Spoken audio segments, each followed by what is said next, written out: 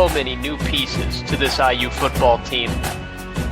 To me, that's going to set the tone on how you get ready for games on Saturday in the fall.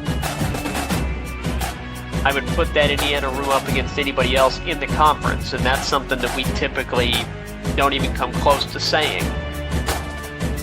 If you want to get total sickos committee about it, there's a position battle at long snapper too. This is the Hoosier Huddle Podcast, part of the College Huddle Podcast Network. All right, welcome to the Hoosier Huddle Podcast. I'm Sammy Jacobs. Alongside me is TJ Inman. We're presented by Heartwork Brewing. Head over to Heartwork Brewing for some pizza and some beer. We might have some people over there this week for a watch party. It depends on if we could get some appointments moved over. But here's a word from our friends over at Heartwork. At Heartwork Brewing, we are fiercely independent. From our variety of craft beers to our artisan Neapolitan-style pizzas, we put our heart into our work. We offer a full menu of draft beers, from our award-winning lagers to IPAs, sours, even our house-made seltzer. Our Northside Taproom has a variety of events and spaces for groups of all sizes. Heartwork is proud to be a locally and veteran-owned business here in Bloomington, just a stone's throw from Memorial Stadium and Assembly Hall at 1703 North College Avenue. Visit heartworkbrewing.com for hours and event info. At Heartwork Brewing.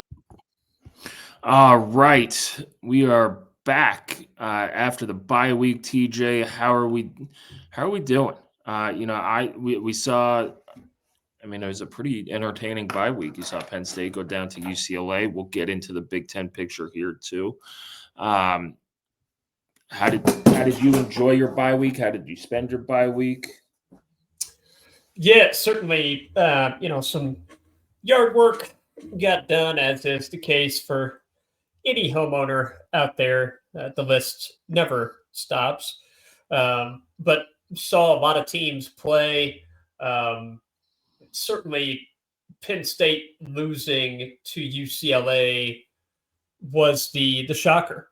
For me, the most unbelievable result of the season so far. You have a previously winless UCLA team that basically hits the reset button on the coaching staff. Tino Sunseri out as offensive coordinator, put in Jerry Neuheisel, Tim Skipper in as interim head coach. And Penn State basically sleepwalks through the first half plus of that game, makes a comeback, but it's not enough. They dug themselves too big of a hole, and that comeback falls short, and UCLA gets a win. In terms of the broader picture, you start to project out what the playoff might look like and what path teams have to get there.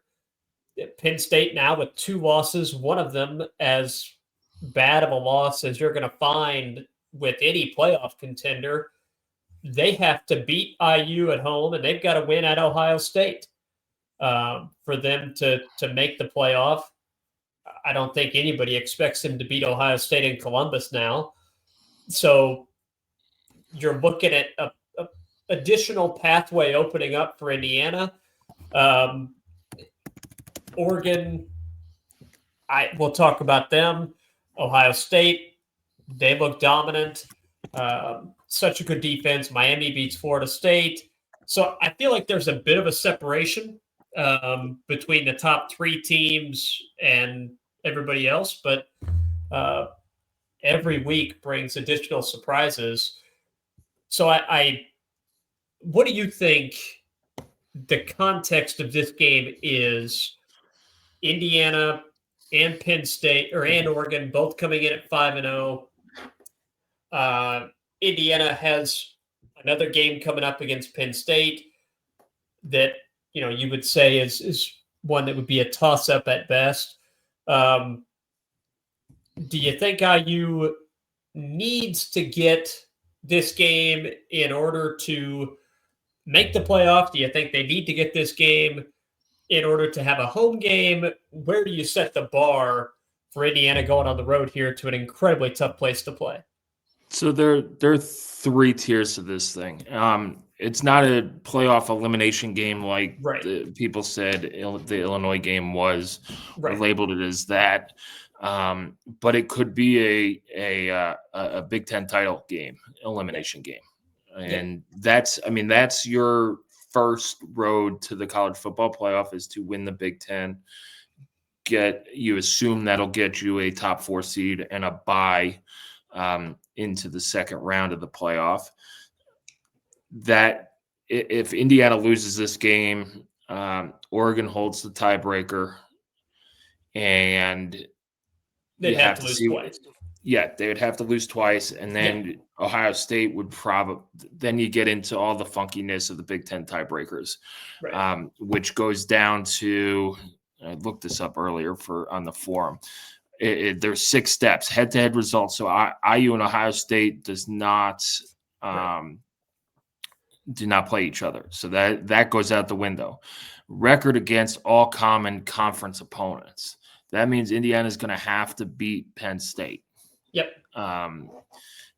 Because assuming that Ohio State beats Penn State. Right. And that things. The other common opponents on Ohio State's schedule: Illinois this week, at Wisconsin next week, at Purdue, UCLA. So I assume that Ohio State's going to win all of those games.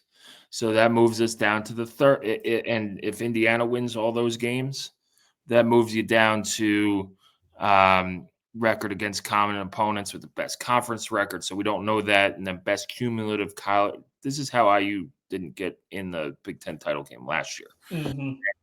Best cumulative conference winning percentage, then the Sports Source analytics ranking, and then a random draw conducted by the commissioner. And we all know how random that is going to be. And get to that, and it's IU and Ohio State. Does anybody really believe that IU has a chance to be randomly drawn? Like that might be a frozen envelope situation. Yeah.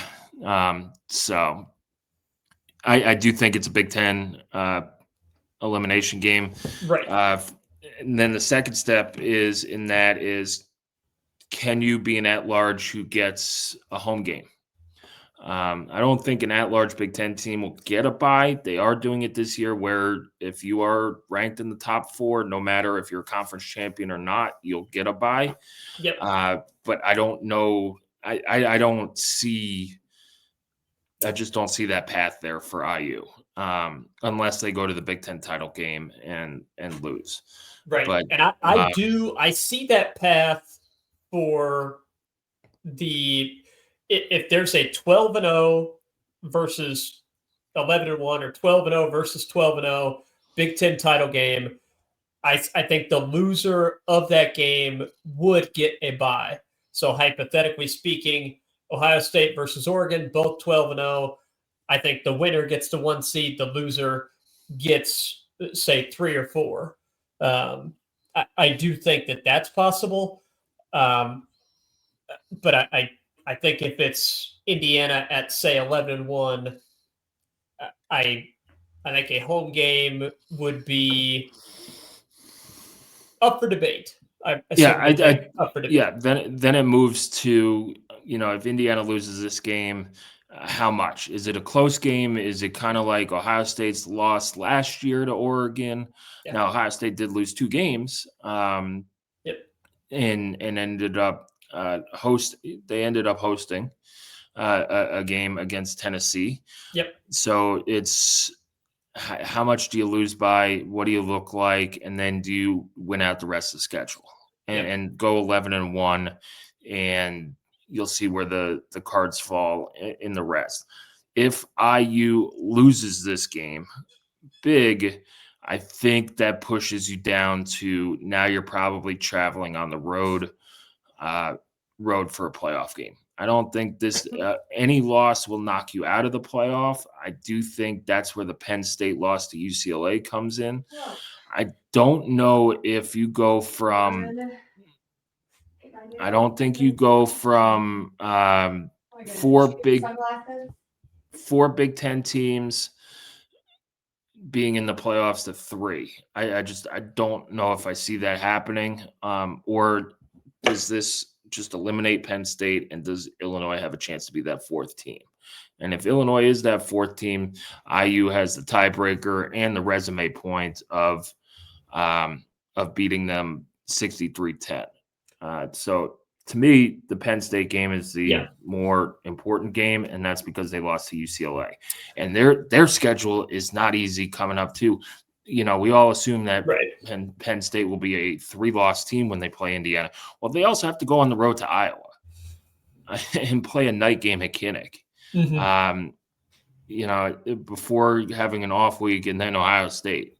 They also and who knows? This team came back to win a Big Ten title, go to the playoff, and to win a national title. Yeah, the Big Ten title's off the table for the most part, unless something absolutely nuts happens in the last 5-6 weeks of the season. That's off the table. Right. So what's the buy-in? That fan base seems like it's kind of turned. We'll see if they show up against Northwestern this weekend.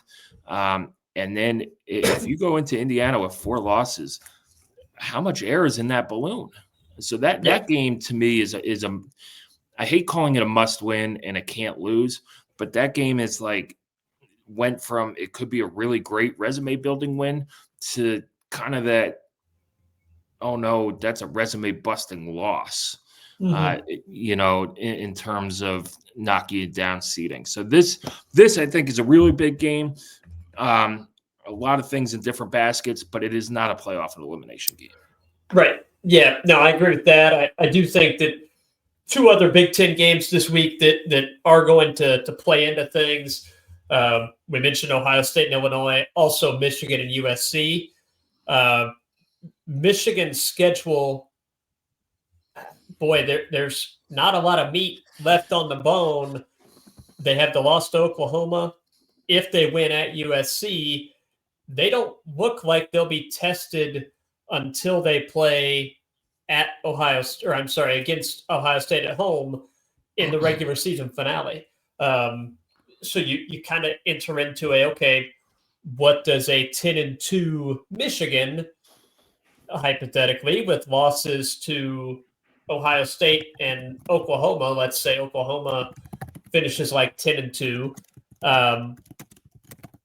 What does that resume look like versus Indiana's for one of those Big Ten spots? So Ohio or Michigan and USC, another one to keep an eye on. But so many variables. I think we can agree, though, Indiana has its hands full.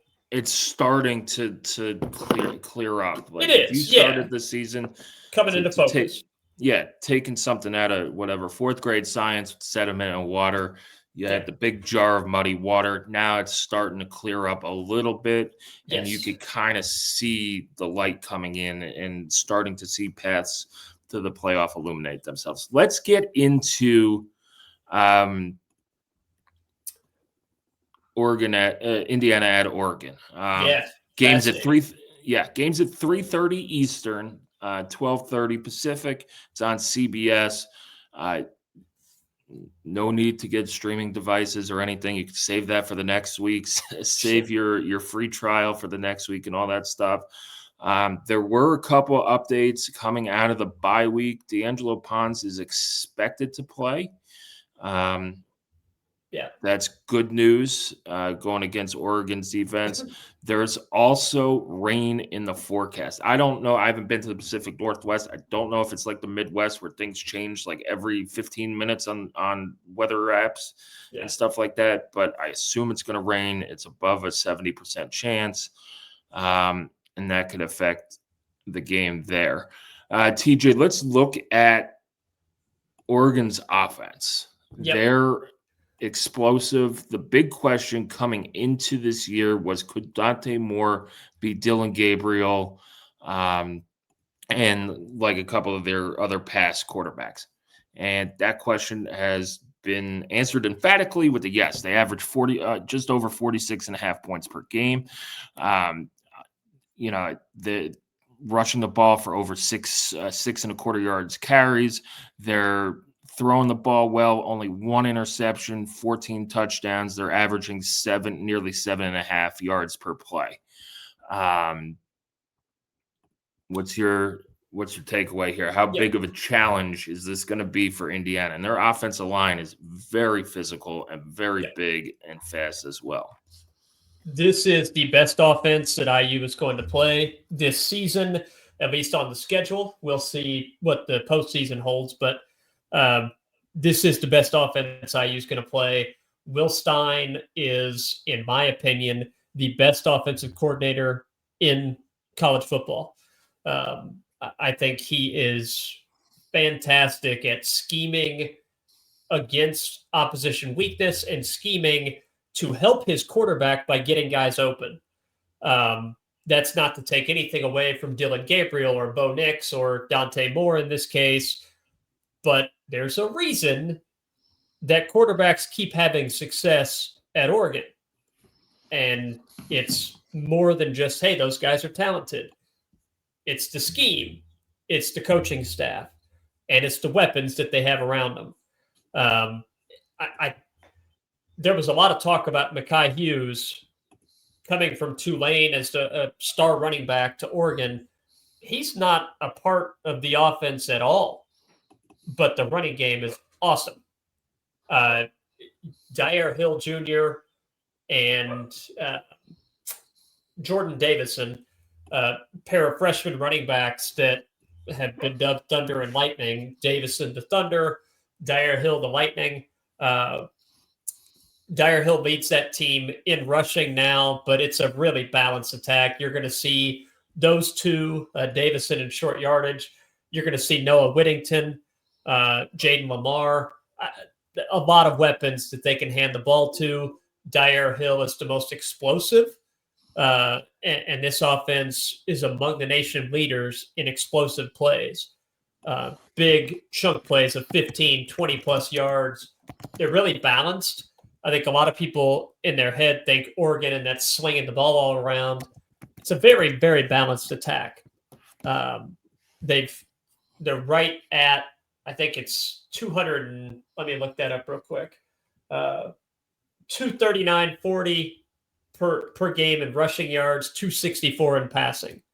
So much like Indiana, they want to be balanced. It is not. I don't think Oregon wants to come out and have Dante Moore throw the ball 45 times, particularly if it's raining. So Oregon is not afraid to get behind their big offensive line and just pound the ball. But it's not just going to be handoff up the middle. They're very unique in the way they run the ball. Their offensive line is athletic. They can pull. It's kind of a zone scheme. Kenyon Sadiq is an emerging weapon at tight end. It's not quite what Ferguson was last year for them, but DeCorian Moore is the difference maker at wide receiver. He's a true freshman. I would think that the matchup to watch on that side of the ball, beyond how IU does against Oregon's offensive line, is D'Angelo Pons versus DeCorian Moore. If you can limit DeCorian Moore, they're looking at Gary Bryant Jr., Malik Benson, a Florida State transfer. Those guys are good, but DeCorian Moore is a true difference maker. He's been as advertised so far.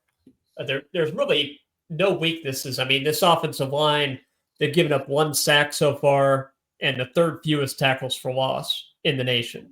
Yeah, and they went to Penn State and played a very good Penn State defense. You could say whatever you want about Penn State's offense, but their defense has been, up until the UCLA game, the strength of that team.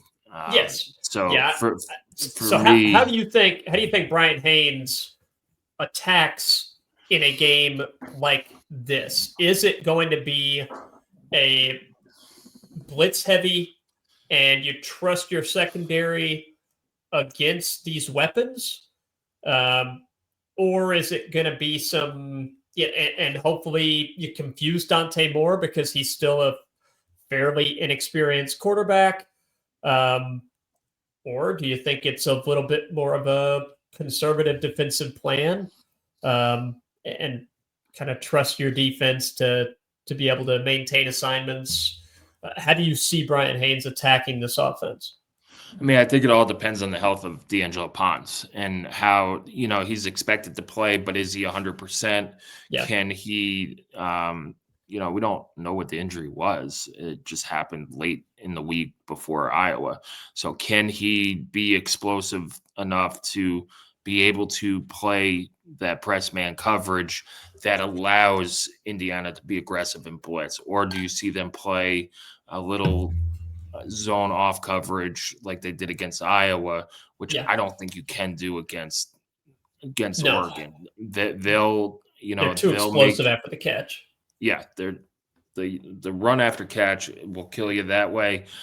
This is a game where Indiana can't play passively, and I'll get to that on the offensive side of the ball for IU too. Yeah, this is you need to. I think Jake Butt said it on BTN this week. This is an empty the clip game. Whatever you have, you need to use it. That's like, you're not saving anything for the playoff. You're not saving anything for Penn State and however many weeks it is. This is the game that you scheduled that it's not going to make or break your season, but it'll make and break your Big Ten title hopes and like take away one of the paths to get to where you need. If Indiana wants to win a national title, and it's not crazy to say that. I mean, maybe if you're watching this in 2023, it's crazy. But the path gets a lot harder if you don't have that bye week. Now, you saw it last year with the seeding where the people played in the first round won. But this is a game Indiana needs to be aggressive. You need to you need to stop, take something away and make them try and get off their game plan. IU's run defense has been very, very good. Can they? And look, Iowa's offensive line was a good test. That was a very good running offensive line who could just beat the hell out of people. And IU did very well. Outside of a couple of plays, which is normal. You're not going to hold Iowa to 0 yards rushing, but they did a very good job of taking the run game kind of out of it. Now, where they struggled against Iowa was playing zone and letting Iowa go 4 for 8 or 5 for 10 in the first half on just throwing dinkers down the middle of the field. Right. That can't happen. And those 8-yard plays against Iowa could go for 40 yards against Oregon. Which is the problem. So blitz, make Dante Moore make a decision and make it quickly. Speed up his clock, make him uncomfortable. Now he is at home, and it's not going to be, the crowd's not going to be super loud for him, but they have to be aggressive. Yeah, I agree with that. I think it is a game where I do not envision Bryant Haynes sitting back on defense. I think that it will be a game where they try to force the issue and force Oregon to make some mistakes, create a couple turnovers with those blitzes. Maybe you get some negative plays with a few sacks that stalls drives out. I think it'll be a force the issue game. And if that results in getting burnt for some big plays, you kind of shrug your shoulders as a cost of doing business. Yeah, and it doesn't, I mean, that goes against their philosophy of we're going to make them drive down the field, and the more plays they make, the more mistakes they have the option to make. And, I mean, they really did a good job, like outside of a couple plays against Ohio State and a couple plays against one play against Notre Dame. One play, they've and one play against Illinois and the 2 runs against ODU. Their defense has been, they don't give up those killer explosive plays. They'll make you go down the field and drive it. Now, that doesn't mean you just let them take whatever they want. You have to be aggressive and force them behind the sticks and force them into throws or runs that they don't want to do and make them uncomfortable. So let's flip the side here, TJ, and go to Oregon's defense, because I don't think enough people are talking about how good Oregon's defense is. That's right. Because it's, what do we say every year? Oregon's offense is elite, and their defense is what kind of holds them back. But their defense is also very, very good. Yeah, they have 9 sacks on the year. They get to the quarterback. They create havoc plays with just over 4 tackles for loss per game. They take the ball away. They plus 5 in the turnover margin. 5 interceptions, 1 fumble gained. IU has put the ball on the turf more often this year than they did last year. And if it rains, that's anytime it rains in a slick ball, that becomes a worry. But yeah, what do you see from this Oregon defense? Dan Lanning has turned Oregon from a program where defense was not a strength. It wasn't a terrible liability, but it was not a strength. And he has turned them into a both sides of the ball monster through recruiting. They have recruited extremely well. They will continue to recruit extremely well for as long as they've got the resources that they do, and as long as Dan Lanning is the coach. His defense with Tosh Lapoy at defensive coordinator, they don't blitz very much. They trust their front 4 to get pressure. Not a high sack volume team. Mateo Uiagalelei leads the team in sacks, but 2.5.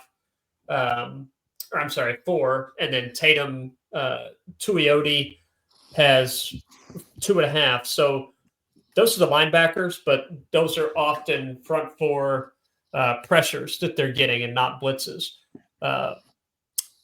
Their secondary, although a little bit young, is performing incredibly well, particularly at home. That's my matchup to watch this week is IU's wide receivers against Oregon's secondary. Yeah. Because IU has some very, very good receivers. Oregon, like you said, has youth in the secondary, but they're very good. And Dan Lanning talked about it this week that they prepare very well. IU is not going to sneak up onto this Oregon team. Both coaches were super respectful. Sig didn't give Lanning any ammo. If he did, he's squeezing blood from a rock if he found anything that Sig said that would give him ammo like Mike Gundy. But Lanning said these corners, they prepare well. They're good athletes. Mm-hmm. And we'll see how they match up because IU they showed they could go up against good defensive backs and make plays. Yes. They are blue chip corners that are playing like it. They've not allowed more than 200 yards passing in any game so far this year, and there have been a few games with under 100 yards passing. You can question how good of passing offenses they've played so far. That's fine. I think Luke Altmaier is a better quarterback than anything Oregon has faced so far, but the numbers are what they are, and I know what I'm seeing when I watch them. They're really good on defense. Really good. The one area that I would consider even a little bit susceptible, I do think there's a little bit of susceptibility against the run. I would not call them dominant against the run. They're good, but I don't think they're dominant against the run. I do think Indiana will need to run the ball successfully. One, to stay on schedule on offense and prevent Fernando Mendoza from getting into 3rd and medium, 3rd and long on a consistent basis. That would be a recipe for disaster on the road.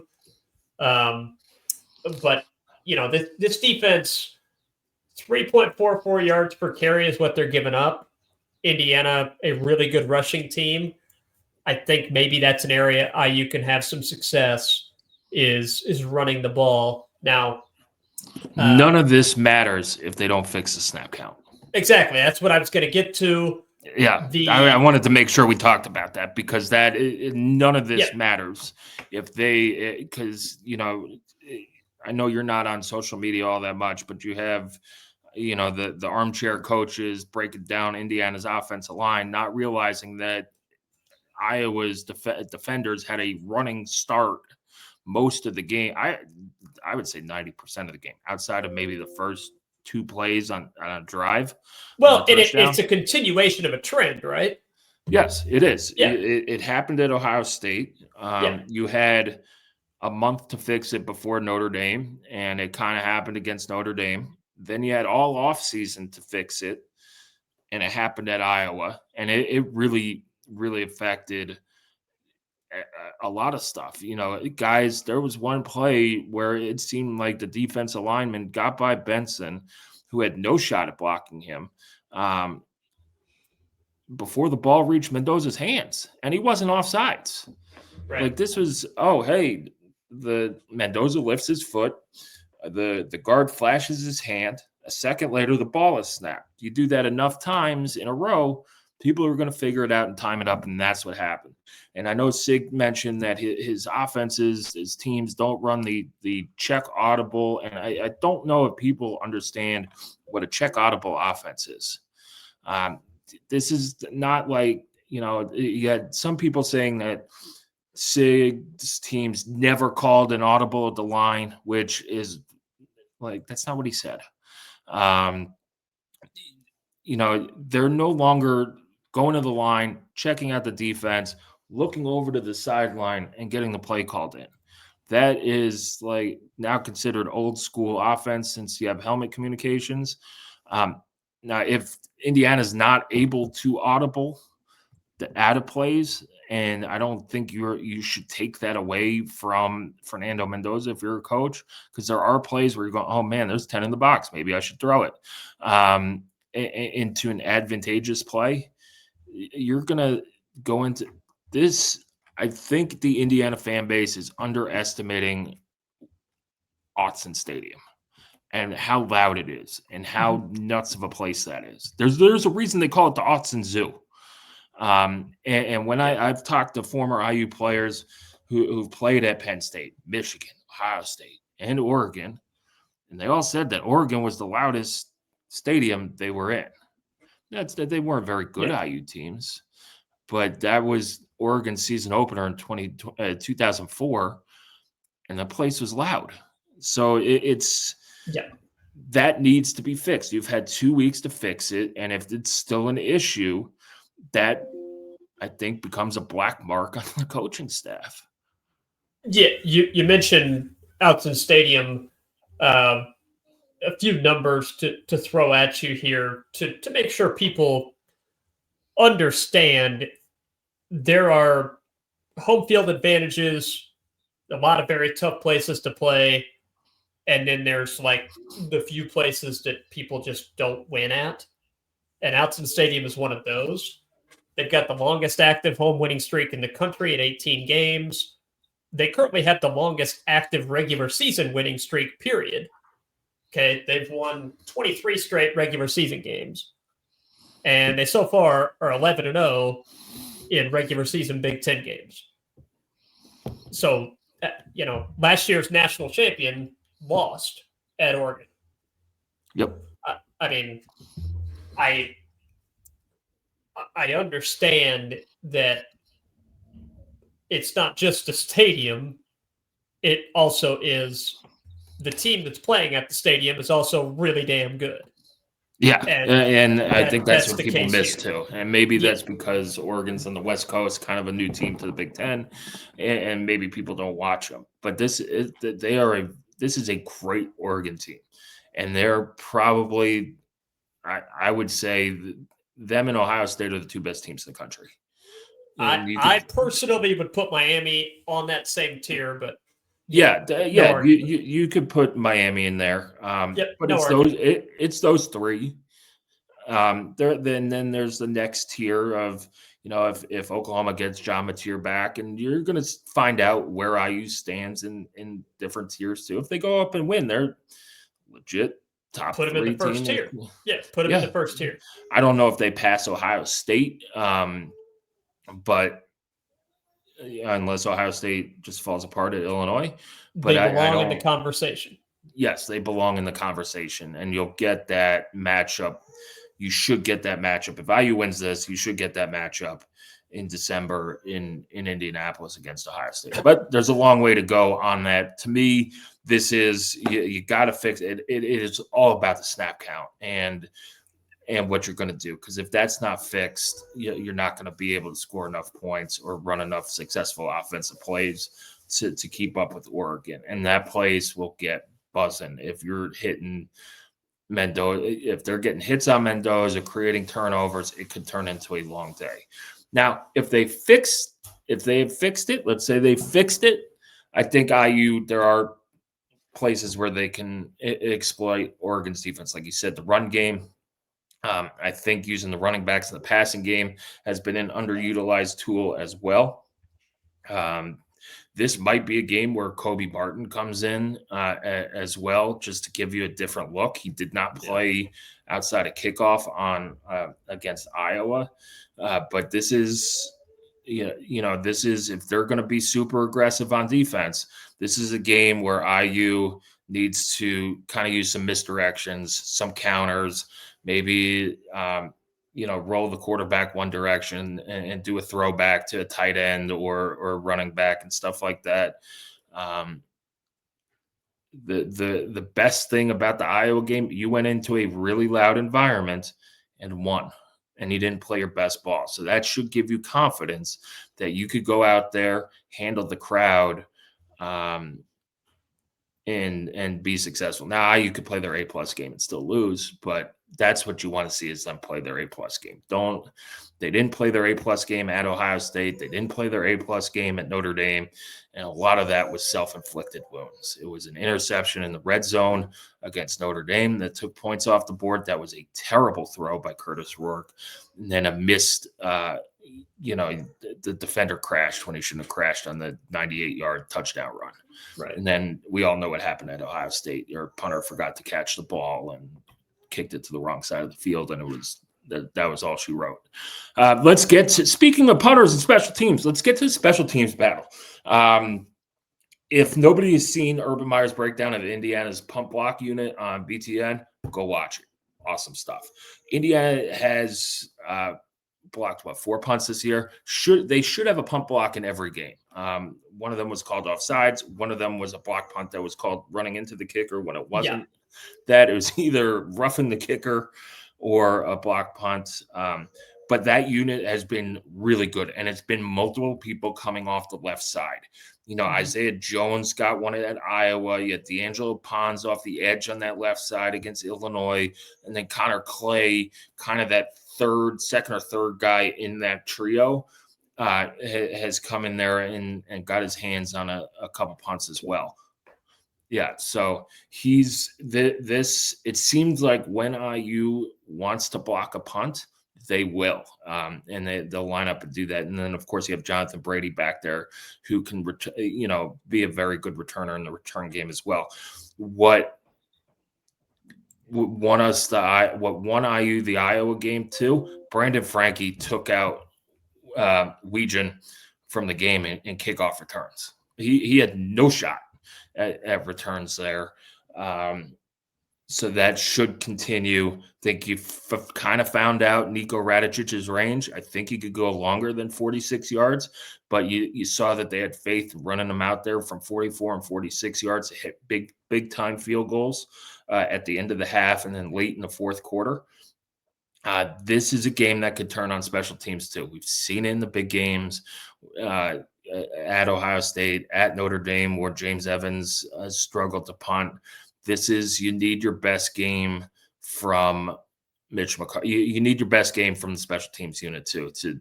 I don't want to say have a chance, but to get a leg up. If you're going to have an advantage, take advantage of special teams. What have you seen from Oregon special teams? They've blocked a punt too. Now, as early in the season against Montana, Yeah. or Montana State, but they could come after and get after the kicker as well. I would say that it's neither a strength nor a weakness for them. Thus far, it hasn't made differences in their games. They have a solid kicker in Atticus Sappington. They lean on not having to punt very much. I mean, they're averaging less than 2 punts a game so far. So hard to say what they have from the punter. They haven't really needed them. And they'll go for it on Kickoffs, fourth down. I think they've gone for it Yeah, 13 that's true. times They're so aggressive. far. Yep, aggressive on fourth down.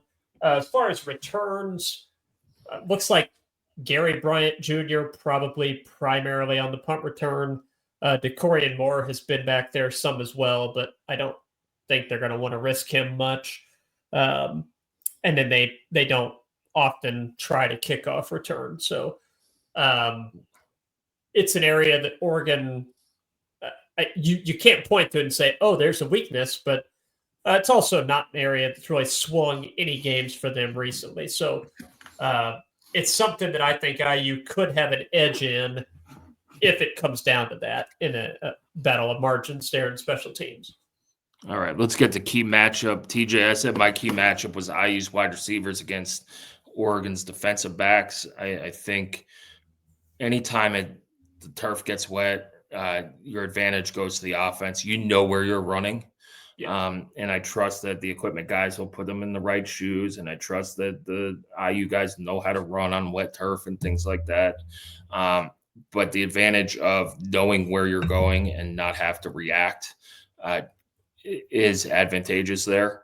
And they're also pretty darn good receivers. You know, Omar Cooper and Eliza Surratt have made huge plays.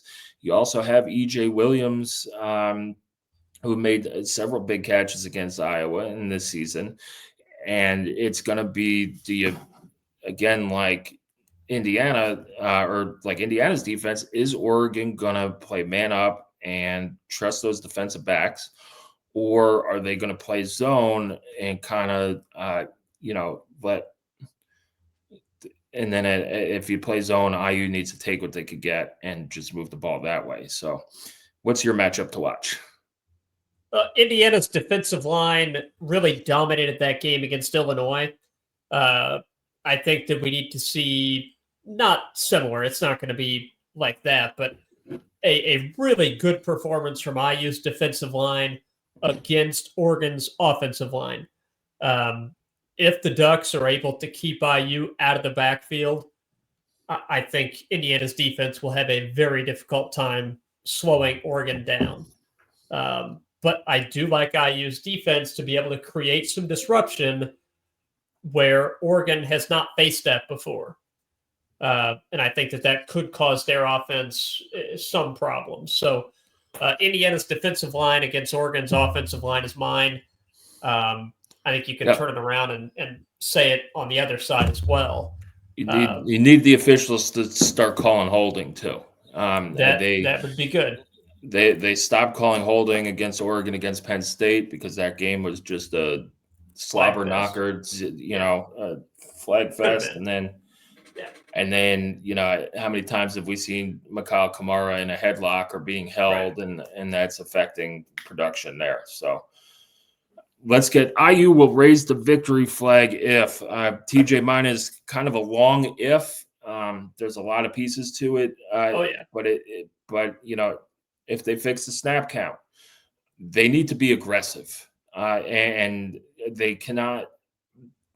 We've seen them against Ohio State in these big games, that Notre Dame again and Iowa, kind of get out of their game a little bit and become, I don't want to say conservative, but playing kind of to keep it close or not get blown out, which is why you're doing that in the playoff is beyond me, and kind of it's unlike the personality of Coach Cignetti that we've seen. He's very confident in his procedures and his blueprint and things like that. But Indiana needs to be aggressive, and you need to, if you're going to go down swinging. I'm not saying go whatever college football 2026 for all go all the time. Just send everybody deep and chuck it deep. I'm saying just run your offense. Run the offense you ran against Illinois. Run your offense you'd run against anybody else, against Nebraska, and all that stuff. Do what you do and do it as well as you can. And that goes as well on the other side of the ball. Play your game. Do not play Oregon's game. Do not play whoever else's game. Play your game. Another thing in that, you have to survive the first 4 minutes. I know Indiana's way better than Oklahoma State, but this Oregon team could score quickly and score in bunches. And if you get snowed in early, I don't know if IU could dig their way out, especially with that raucous fan base. And then, kind of take it like a college basketball game with hey, let's win this 4 minutes. Let's win this possession. And go from there, which also falls under the Cignetti philosophy. You got to win the turnover battle. Don't make the mistakes, but it all starts with, can you snap the ball without Oregon timing it up? Yep, I think that all of those are very accurate. The only thing that I would add, I think that if Indiana can win at the line of scrimmage, they will have a really good chance to pull off the upset. Yep. I think that's going to be incredibly hard to do. It'll have to happen on both sides of the ball. But I do think that if they can do that, IU can match up with them at the skill positions. That's saying a lot, because I think Oregon has really good skill position players. I think they've got really good players in the secondary. But if Indiana can win, not just be even, but win at the lines of scrimmage, I think they've got a real good shot. Yeah, I don't – this is not like a couple years ago when you go into these top 5 games and go, well, how much is Indiana going to lose by? I do think, and I know I'm hard on the snap count, but I do think IU has a legitimate chance here to go in and win. Or at least keep it very, very close and make it a great game. Let's get to best bets. TJ, I'll go first. I mean, it's Oregon. The point total is under 60. It's at 55.5. I think a lot of points are going to be scored in this game, regardless of the weather. The wind doesn't look like it'll be that much of a factor. Now, I haven't been to Autzen, so I don't know if it swirls or anything. But I think both teams could beat this total and by a comfortable margin. I have 2 best bets. They're not going to make anybody happy. Oregon to cover the spread and the under. I'll say my score prediction here. I think the Ducks win with a couple of, I'll say 10 points kind of late.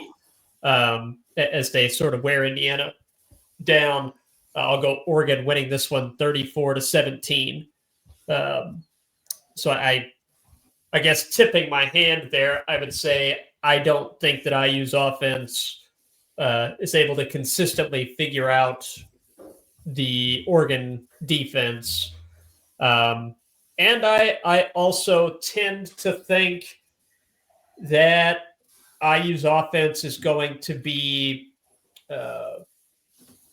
less aggressive than most IU fans want it to be on Saturday. I don't think this will be a blowout. I don't think that it will be where Oregon gets ahead and an IU scores late to make it look slightly better. I think it'll be a competitive game into the fourth quarter that Oregon has the lead in, and then gets a score or 2 at the end to push that margin up to 17. Yeah, I have 38-27 Oregon. I think I'm right along those. A lot of it is I need to see that they fix this snap issue. Oh yeah. If they don't, they're not scoring 27 points. Right. So there's a little bit of trust there. also need to see them be aggressive. If they're not aggressive, they're not going to score 27 points. I don't know if Indiana really wants to kind of play this game like Iowa played against Indiana and just limit possessions.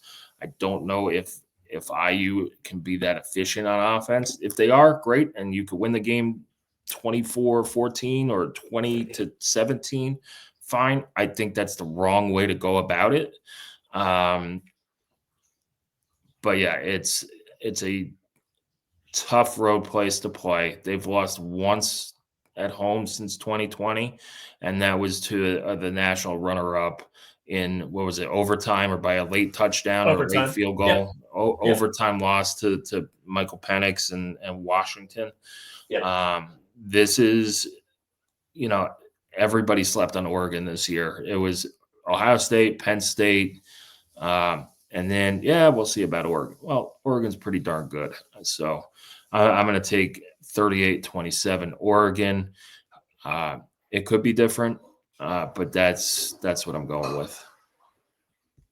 Yeah, I think it's going to be a lot of fun for Indiana to be in this huge spot. 3:30 on CBS at Oregon in a top 10 matchup. It's a lot of fun. It is. There's high pressure. There's high stakes. But it beats the heck out of a, hey, we're 2-3 trying to get to 500 on Big Ten Network at noon. Yeah. I mean, this is all the pomp and circumstance that comes with a top 10 game or top 7 matchup. Game day went out there, not just because Oregon's number 3 in the country, but because Indiana's number 7 in the country. And that's, I think, the swagger that IU needs to play with. Hey, we're here too. Yeah, we belong. And we belong on this stage. And we went in the offseason and got a Pat Coogan and got a Fernando Mendoza. And, that's the kind of swagger that I expect Kirk Cignetti teams to play with. Like, we're not going to back down. So we'll see. It should be a great atmosphere if you're traveling out there. I've heard Eugene is kind of a time capsule city, a throwback with some good stuff to do.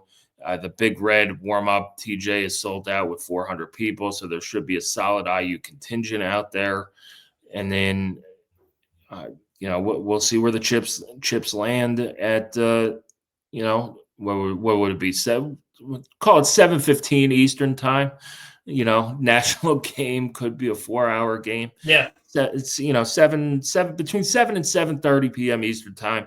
You'll know where things land, but enjoy it.